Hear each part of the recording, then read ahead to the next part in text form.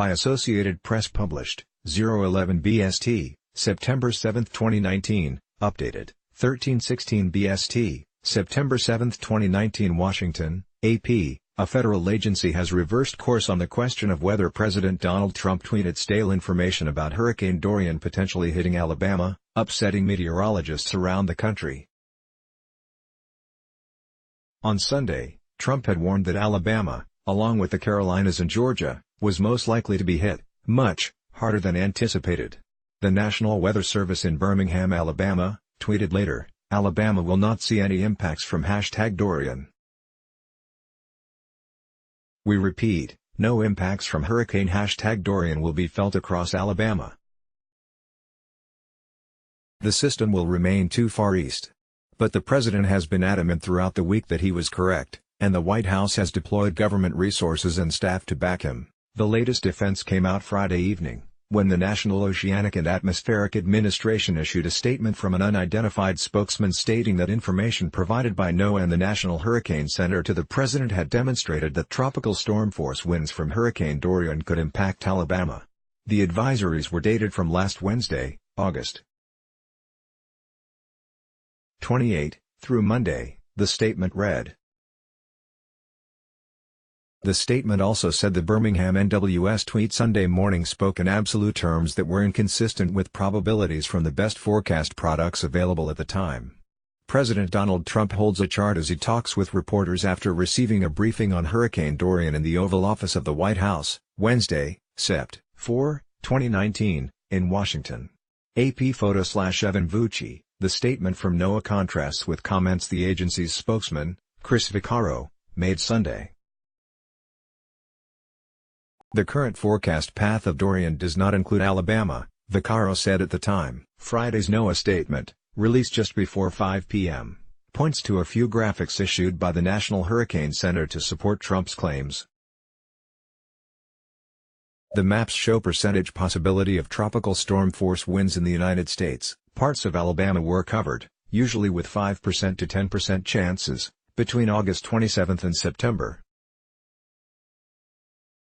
3 maps on August 30 grew to cover far more of Alabama, but for only 12 hours, and the highest percentage hit 20% to 30% before quickly shrinking back down. Alabama was not mentioned in any of the 75 forecast advisories the Hurricane Center sent out between August 27 and September 2 from August 28 to August 31. A handful of locations in Alabama were mentioned in charts that listed percentage chance of tropical storm force winds or hurricane winds, maxing out at about 11% chance for Montgomery to get tropical storm force winds. Former National Hurricane Center Director Bill Redd blasted NOAA leadership Friday night on his Facebook page, calling the situation so disappointing and saying he would comment because NOAA employees were ordered to be quiet. Either NOAA leadership truly agrees with what they posted or they were ordered to do it. If it is the former, the statement shows a lack of understanding of how to use probabilistic forecasts in conjunction with other forecast information. Embarrassing. If it is the latter, the statement shows a lack of courage on their part by not supporting the people in the field who are actually doing the work. Heartbreaking, Reed wrote. What the Birmingham NWS office sent out Sunday morning was correct and served the public well, Reed continued. It clearly let the public know that they were not at risk from the impacts of Hurricane Dorian. Dan Sobian, president of the union representing Weather Service employees, tweeted Friday, "Let me assure you the hard-working employees of the NWS had nothing to do with the utterly disgusting and disingenuous tweet sent out by NOAA management tonight." Alex Sizemore, a meteorologist at NWS in Birmingham, tweeted, "The irony in all of this Twitter mess is that the tweet we sent out had nothing to do with what Trump tweeted. We had no knowledge of it at the time."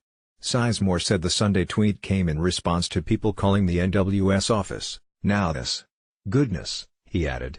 Other meteorologists also voiced concerns about NOAA's actions Friday.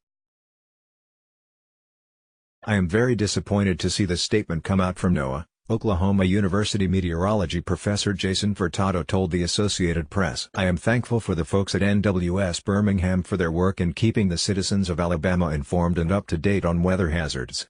Furtado said NOAA's statement and the president's Twitter war on weather are undermining confidence in meteorologists, adding, "The job just got harder because of this issue." University of Georgia meteorology professor Marshall Shepard, former president of the American Meteorology Society, simply responded, "OMG." Brian McNulty, a hurricane researcher at the University of Miami, cited the focus that NOAA placed on tropical force winds in its Friday evening statement. He said the first assertion about such winds from Dorian affecting Alabama is fine, but the second assertion seems to be excessive. McNulty said the National Weather Service had the right tone and message for the time. Alabama, for some time, was on the fringe of probabilities of experiencing tropical storm winds. "That is not very threatening. The Birmingham office was correct," said a NOAA staffer familiar with the situation but speaking on the condition of anonymity for fear of being fired in reprisal. MIT meteorology professor Kerry Emanuel said Trump's broadcast of false information is inexcusable. NOAA's mission is to understand and predict changes in the Earth's environment. It is part of the Commerce Department, overseen by Secretary Wilbur Ross. The White House did not immediately respond to a question of whether someone at the White House had asked NOAA to issue its statement. Associated Press writer Hope Yen contributed to this report. This story has been corrected to reflect that Alabama was included in charts mentioning wind speed probabilities from August 28 to August 31. The story previously said it was not. For more of AP's coverage of Hurricane Dorian, go to https://appnews.com/hurricanes. President Donald Trump listens during a briefing on Hurricane Dorian in the Oval Office of the White House, Wednesday, September 4, 2019, in Washington. AP photo/Evan Vucci, let's block ads. Why?